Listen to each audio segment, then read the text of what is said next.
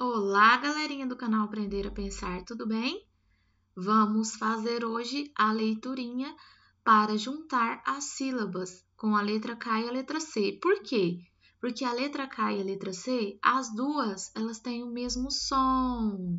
Quando a gente abre a boquinha para pronunciar, o som do K é o mesmo som da letra C. Porque quando a gente fala o som do K e do C, a gente faz assim, ó. Tá bom? Lembra que essas daqui são as boquinhas das vogais? Vamos fazer as boquinhas das vogais? A, E, I, O, U.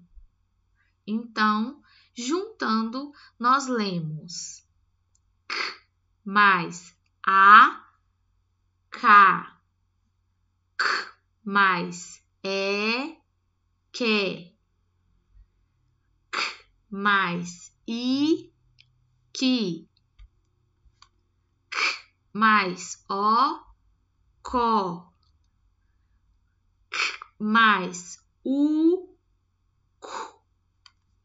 De novo, K mais A, K, K mais E, que, K mais I, que, K mais O, co, K mais U, cu.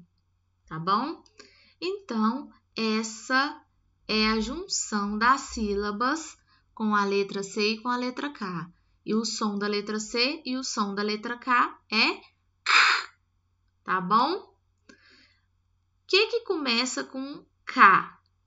Casa. O que começa com que?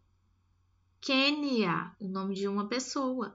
O que começa com ki? Kiwi. O que começa com co? Cobra. O que começa com cu? Cura. Não é verdade?